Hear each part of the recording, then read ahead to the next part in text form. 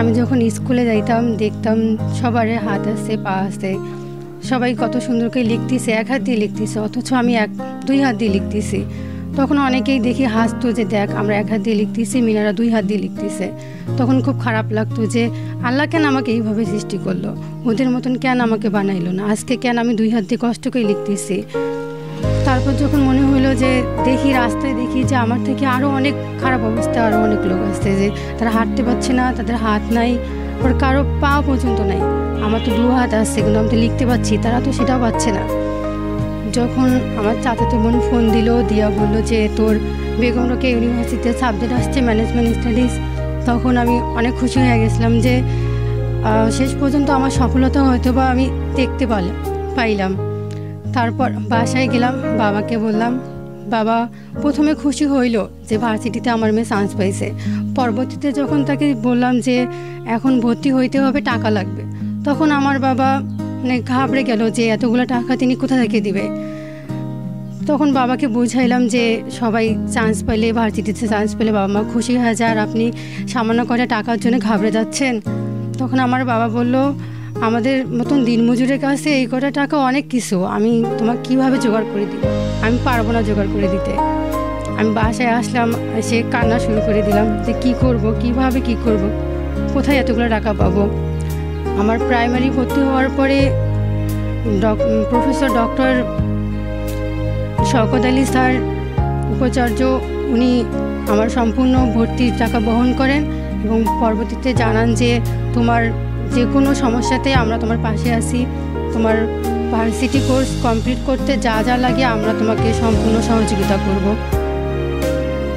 আমি যখন ইউনিভার্সিটিতে গেলাম প্রথমত তো ভাবছিলাম যে আমার এই অবস্থা দেখে কেউ আমার সঙ্গে মিশবে না, তারা তো অনেক বড় বড় ফ্যামিলি থেকে আসছে, আর আমি তো অনেক গরিব ফ্যামিলি থেকে, তার মধ্যে আমার হাতের সমস্যা, কেউ আমার সঙ্গে হয়তো মিশবে না, ঘৃণা করবে, বসতেও চাইবে না। আমার চিন্তাভাবনা এরকমই ছিল আর কি।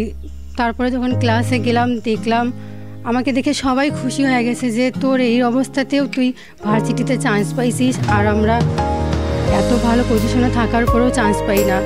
ওরা আমার সফলতা দেখে অনেক খুশি হয়েছে, আমার সঙ্গে অনেকেই বন্ধুত্ব করছে, সবাই আলহামদুলিল্লাহ অনেক ভালোই ব্যবহার করে। আচ্ছা, মিনারা খুবই নিম্নবিত্ত পরিবার থেকে উঠে আসা একজন মেয়ে। সে বিশ্ববিদ্যালয়ে অনেক মেধার স্বাক্ষর রেখে সে এখানে ভর্তিযুদ্ধে টিকে এই বিশ্ববিদ্যালয়ে ভর্তি হয়েছে। তার ভর্তির সময় যে সমস্যাটি, সেটি বিশ্ববিদ্যালয় প্রশাসন তার ভর্তির সম্পূর্ণ ফিটি মওকুফ করে তাকে বিশ্ববিদ্যালয়ে ভর্তি করিয়েছে। এখন তার পড়ালেখার যে চালিয়ে যাওয়ার যে ব্যাপারটি, সেটি এখনও সে শঙ্কার মধ্যে আছে যে আমরা চাই না যে এরকম একজন মেধাবী শিক্ষার্থী সে ঝরে পড়ুক। সুতরাং সমাজের যারা ধনাঢ্য ব্যক্তিরা আছেন তারা তার সহযোগিতা এগিয়ে আসবে, হয়তো মিনারা তার মেধার স্বাক্ষর রেখে দেশ সমাজকে কিছু দিতে পারবে। উনি আসলে এই শারীরিক ত্রুটিটাকে বড় করে না দেখে উনি আসলে এগিয়ে এতদূর পর্যন্ত আসছে, এটা আসলে অ্যাপ্রিসিয়েট করার মতো, এবং আমাদের হচ্ছে তার জন্য দোয়া, এবং আমরা আসলে তার পাশে আছি। তার জন্য শুভকামনা থাকলো, ভালো এখান থেকে ভালো গ্র্যাজুয়েশন কমপ্লিট করুক, ভালো জায়গায় যাক, জীবনে আরও উন্নতি করুক, এটাই। আমার মতো যারা এরকম শারীরিক প্রতিবন্ধী আছে তারা হয়তো বা টাকা পয়সার জন্য পড়াশোনা করতে পারছে না, হয়তো বা কারো আছে তারা মানে ইচ্ছা শক্তিটা কাজে লাগাচ্ছে না। আমি বলতে চাচ্ছি যে তারা আমাকে দেখুক, তারা অনুপ্রাণিত হোক যে আমি এই অবস্থায় এত দূর আসছি, তাহলে ওরা কেন পারবে না।